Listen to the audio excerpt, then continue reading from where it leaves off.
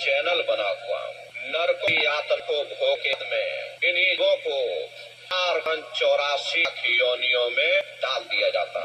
प्रेमी भाई बहनों, ये 484 लाख योनियां ये कोई मामूली योनियां नहीं होती। 4 खान का मतलब होता है अंडज, पिंडज, उपमज, स्थावर। ये 4 खाने होती हैं। पहली श्रेणी पेड़ पौधों की आती है जिनके अंदर पानी का तत्व मौजूद होता है। कभी ये भी मनुष्य हुआ करते थे, लेकिन आज अपने कर्मों का भोग पा रहे हैं। एक जगह पर बेचारे पेड़ बन के खड़े हुए। दूसरी श्रेणी कीड़े मकोड़ों की आती है जिनके अंदर पृथ्वी और अग्नि का तत्व मौजूद होता है। तीसरी श्रेणी पंछियों की आती है। चौथी चौपाए जानवरों की आती है और पांचवी स्वयं इंसान की आती है, जिसके अंदर पांचों तत्व जल, पृथ्वी, अग्नि, वायु, आकाश, पांचों तत्व मौजूद होते हैं। प्रेमी भाई बहनों, ये 4 खाने हैं। इनकी अलग अलग कुल 84 लाख योनियां इनमें बटी होती हैं। अब आप पेड़ पौधों को देखिए तो आम का पेड़ अलग है, पीपल का पेड़ अलग है, नीम का पेड़ अलग है। ऐसे ही अलग अलग प्रजातियों के कीड़े मकोड़े, अलग अलग प्रजातियों के पशु और पंछी, कुल मिलाकर के 84 लाख योनियां हैं। हम दुनिया के जीव नरकों की यातनाओं को भोगने के बाद में इन्हीं 84 लाख योनियों में डाल दिया जाता। मामूली कष्ट नहीं होता। हमको आपको गर्मी लग गई तो हम लोग देखिए छाया में आ गए, सर्दी लग गई कंबल रजाई ओढ़ लिया, भूख लग गई तो रोटी खा ली, बीमार हो गए तो अस्पतालों में चले गए, अपना अपना इलाज करवा लिया। लेकिन देखो इन जानवरों को, क्या गर्मी, क्या सर्दी और क्या बरसात, एक एक रोटी के टुकड़े के लिए बेचारे दर बदर रोड पर भटकते रहते हैं। अरे किसी का हाथ कट गया, किसी का पैर कट गया, किसी को आपने जीते जी काट डाला, मुर्गी की पकड़ करके आपने गर्दन मरोड़ डाली। अरे उनको भी दर्द होता है, उनको भी तकलीफ होती है, लेकिन वे बेचारे बेजुबान हैं, कुछ बोल नहीं पाते हैं, कुछ बता नहीं पाते हैं। हम लोगों के अंदर ये जुबान है, हम लोग बोल बता देते हैं, वे सिर्फ रोते और चिल्लाते रहते हैं। अरे कौन उनकी पुकार सुनने वाला, कौन उनकी दर्द भरी आवाज को सुनने वाला? प्रेमी भाई बहनों, कोई सुनने वाला नहीं। अरे मादा बिच्छू होती है, मादा बिच्छू की मौत कैसे होती है? मादा बिच्छू जब अपने बच्चों को जन्म देती है तो उसी के बच्चे अपनी भूख को मिटाने के लिए अपनी माँ की पीठ पर चढ़ जाते हैं और उसी के मांस को नोच नोच करके खाते हैं। वो तड़पती रहती है, कराहती रहती है, लेकिन जब तक हड्डी हड्डी न बच जाए उसके बच्चे अपनी माँ की पीठ से नीचे नहीं उतरते। ऐसे न जाने कितने जीव जंतु इस संसार में भरे पड़े हुए दुख और कष्टों को सह रहे। अरे कई जन्म भय कीट पतंगा, कई जन्म भय मीन कुरंगा, कई जन्म पंखी सर्प होयो, कई जन्म है वर वृक्ष जोयो, मिल जगदीश मिलन की वरिया और चिरंकार यह देश सजरिया। करोड़ों करोड़ युगों से हम आप नरकों की यातनाओं को भोगने के बाद में फिर कीड़े पतंगों की योनि में डाला जाता, फिर कभी पेड़ पौधों की योनि में डाला जाता, फिर कभी पशु और पंछियों की योनि में डाल दिया जाता। प्रेमी भाई बहनों, 84 लाख योनियों की सबसे जो आखिरी योनि होती है वो गाय और बैल की योनि होती है। गाय स्त्री का रूप लेती है और बैल पुरुष का रूप लेते हैं। ये 84 लाख योनियों की सबसे आखिरी योनि यानी कि अंतिम पायदान होता है। उसके बाद तब जाकर के हम लोगों को दोबारा फिर से मनुष्य शरीर प्राप्त होता। इसीलिए कहा गया है कि बड़े भाग्य मानुष तन पाया और कोट जन्म जब भटका खाया। कोटान कोट जन्म जन्मांतरों तक अलग अलग योनियों में भटकने के बाद में बड़े सौभाग्य से तुम लोगों को ये मनुष्य शरीर प्राप्त हुआ। लेकिन बड़े अफसोस की बात है कि जैसे किसी को हीरा मिल गया, उसे हीरे की परख नहीं, उसने हीरे को गधे के गले में बांध दिया। ठीक उसी प्रकार से ये मनुष्य शरीर उत्तम से उत्तम है, लेकिन इंसान इसकी कद्र नहीं करता।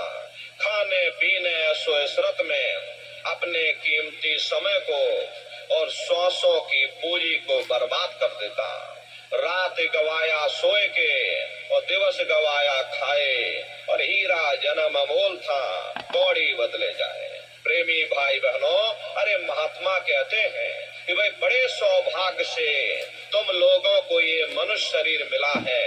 बड़े से बड़े देवी और देवता भी इस मनुष्य शरीर को पाने के लिए तरसते हैं, क्योंकि उन नरकों से, उन 84 से निकलने का केवल एक ही दरवाजा है। मुक्ति प्राप्त करने का केवल एक ही मार्ग है, वह केवल मनुष्य का शरीर है। इसी मनुष्य रूपी मंदिर में बैठ करके हम उस परमात्मा की भक्ति कर सकते हैं। ये अवसर हमको आपको मिलता है। ये मनुष्य शरीर वो पुल है, तुम चाहे उधर निकल जाओ चाहे इधर निकल जाओ। अरे प्रेमी भाई बहनों, यहाँ रैन बसेरा नहीं है, ये अवसर हम लोगों को मिला है। बड़े सौभाग्य से ये मानव तन हम लोगों को उस परम पिता परमात्मा ने बख्शा है। इसीलिए संतों महात्माओं ने इस पंच भौतिक शरीर को सच्चा हरि मंदिर कहकर याद किया कि हरि मंदिर यह शरीर है और ज्ञान रतन प्रकट हुए। ये असली हरि मंदिर है। जब भी वो परमात्मा मिलेगा, इसी हरि मंदिर के अंदर मिलेगा। इसी पंच भौतिक शरीर को गुरु नानक साहब ने नर नारायणी देह कहकर याद किया। ये वो देह है जिसमें वो नारायण स्वयं विराजमान है। अरे वो नारायण जब भी मिलेंगे तुम्हें तुम्हारे अंदर मिलेंगे। यही कबीर साहब ने लिखा है कि जो तिल माही तेल है और जो चकमक में आग, और तेरा साईं तुझ में और जाग सके तो जाग। जिस तरह से तिल में तेल होता है, पत्थर में अग्नि होती है, ठीक उसी तरह से वो मालिक हरेक के घट घट में, हरेक के वजूद के अंदर बैठा हुआ। यही महात्माओं ने भी लिखा कि कस्तूरी कुंडल बसे मृग धूड़े बन माही, और ऐसे घट घट राम है दुनिया देखे नहीं। जिस तरह से हिरन कस्तूरी की खुशबू को बाहर जंगलों में ढूंढता फिरता, हालांकि वो खुशबू उसके नाभि से हो करके आती है, वही हाल हम जीवों का है। हम दुनिया के जीव भी उस परमात्मा की खोज बाहर इस जड़ संसार में कर रहे। अरे महात्मा कहते हैं कि भाई मोको कहाँ ढूंढे रे बंदे, मैं तो तेरे पास में, और ना तीरथ में ना मूरत में, मैं तो हूँ विश्वास में। ना मैं तीरथ में मिलूंगा, ना मैं मूरत में मिलूंगा, ना मैं अन्य किसी कर्म कांड में मिलूंगा, ना मैं ग्रंथों में मिलूंगा, ना मैं पोथियों में मिलूंगा, और ना ही मैं किताबों में मिलूंगा। अरे मैं जब भी मिलूंगा तो मैं तुम्हारे अंदर मिलूंगा। प्रेमी भाई बहनों, बड़ी सीधी सी बात है। अगर खाना बनाने की किताब सारी उम्र बैठ करके आप पढ़ते ही रहोगे, भाई खाना ऐसे बनता है और खाना वैसे बनता है, खाने में नमक डाला जाता है और खाने में तेल डाला जाता है, तो कभी तुम्हारा पेट नहीं भर सकता। जब तक आप खाना बनाओगे नहीं, उसे स्वयं खाओगे नहीं, कभी तुम्हारा पेट नहीं भर सकता। हम वेदों की निंदा नहीं करते, हम ग्रंथों की निंदा नहीं करते, हम गीता कुरान और बाइबल की निंदा नहीं करते। अरे वेद शास्त्र गीता कुरान और बाइबल कहती है कि भाई मनुष्य के अंदर अंड खंड ब्रह्मांड है, स्वयं वो परमात्मा इसके अंदर बैठा हुआ। चलो अंदर चलो, अंदर चल करके उस मालिक का दर्शन दीदार करो। अब सवाल ये उठता है, भाई आखिर हम अपने अंदर जाकर उस परमात्मा का दर्शन कैसे करेंगे? तो इसके लिए संतों महात्माओं ने तीन साधन बताए। साधन तीन सार्य वर्णे और साधन सब थोथे मान। इस कलयुग में उस मालिक को प्राप्त करने के लिए महात्माओं ने केवल तीन साधना बताई। पहला है सुमरन, दूसरा है ध्यान और तीसरा है भजन।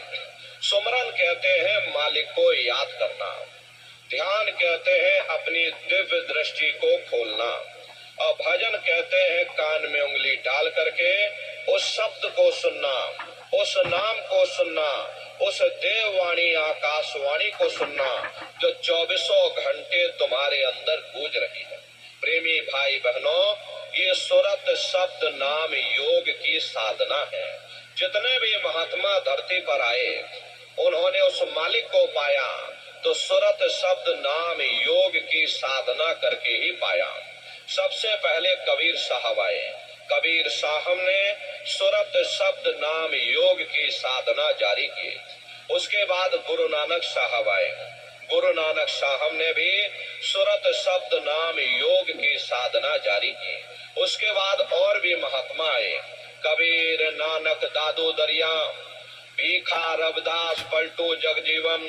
चित्रकूट में आप चले जाइए, गोस्वामी जी महाराज जिन्होंने रामचरित्र मानस बनाई है, जिसका पाठ आप सभी लोग अपने अपने घरों में करते हो, उन्होंने भी उस मालिक को पाया है। सुरत शब्द नाम योग की साधना करके ही पाया। राजस्थान की धरती पर देखिए मीराबाई हुई, सहजोबाई हुई, उन्होंने भी उस मालिक को पाया तो सुरत शब्द नाम योग की साधना कर गया। भाई बहनों, ये सुरत शब्द नाम योग की साधना है। इस साधना की तीन क्रियाएं हैं, सुमरन, ध्यान और भजन।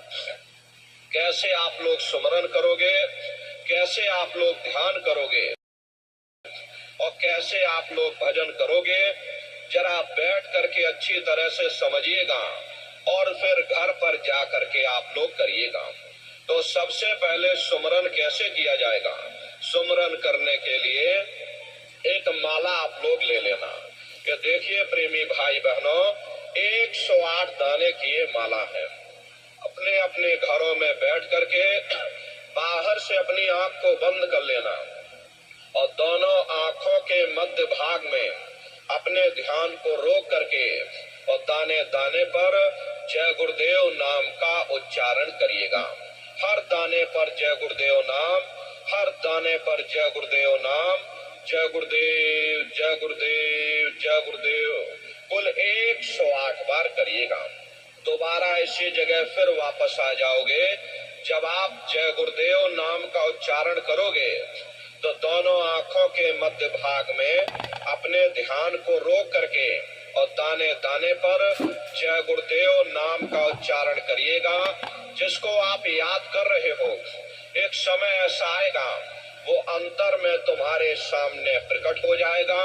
उसके स्वरूप को देख लेना, फिर उसी के स्वरूप को याद करके जय गुरुदेव नाम का सुमरन सभी नए प्रेमी भाई बहन करिएगा। दूसरी बार फिर यहीं से जय गुरुदेव नाम का सुमरन, तीसरी बार फिर यहीं से जय गुरुदेव नाम का सुमरन। इस तरह से कुल 8 बार जय गुरुदेव नाम का सुमरन सभी में भाई बहन करिएगा। 8 बार करने के बाद ये माला आप रख देना। प्रेमी भाई बहनों, ये जय गुरुदेव नाम किसी साधारण इंसान का नाम नहीं है, ये स्वयं उस अनामी महाप्रभु का नाम है। समय समय पर संत महात्मा अपने अपने समय पर आकर के अपनी साधना के द्वारा उस मालिक के नाम को जगाते हैं, उस मालिक के नाम को सिद्ध करते हैं। जैसे कबीर साहब आए तो कबीर साहब ने साहिब नाम सिद्ध किया। गुरु नानक साहब आए तो उन्होंने वाह गुरु नाम सिद्ध किया। गोस्वामी जी महाराज आए तो उन्होंने राम नाम सिद्ध किया। मीराबाई आई तो उन्होंने गिरधर नाम सिद्ध किया। सूरदास जी महाराज आए तो उन्होंने श्याम नाम सिद्ध किया। इसी तरह से हमारे गुरु महाराज जय गुरुदेव नाम सिद्ध करके गए। जय गुरुदेव नाम का जहाज लगा कर गए। अगर इस जहाज पर सारी दुनिया बैठेगी, ये जहाज सारी दुनिया को पार करेगा। नए जीवों के लिए इस रास्ते को, नामदान की इस प्रक्रिया को और सरल से सरल किया गया। एक साध है सब सद है और सब साध है सब जाए। पहले अपने गुरु की उंगली पकड़ लो, क्योंकि गुरु तुम्हारा सच्चा रहबर है। गुरु बिन भाव निज तरे न कोई, गुरु के बगैर कोई भी जीवात्मा इस भव सागर से पार नहीं जा सकती। अरे राम ने भी गुरु किया, कृष्ण ने भी किया। अरे बगैर गुरु के कोई इस भव सागर से पार नहीं जा सकता। गुरु गोविंदो खड़े और काके लागो पाई, और बलिहारी गुरु आपने जिन गोविंद दियो बताई। महिमा उन्हीं की है जिन्होंने गोविंद को लखा दिया। इसीलिए कहा जाता है गुरुर् ब्रह्मा गुरुर्विष्णु गुरुर्देवो महेश्वर।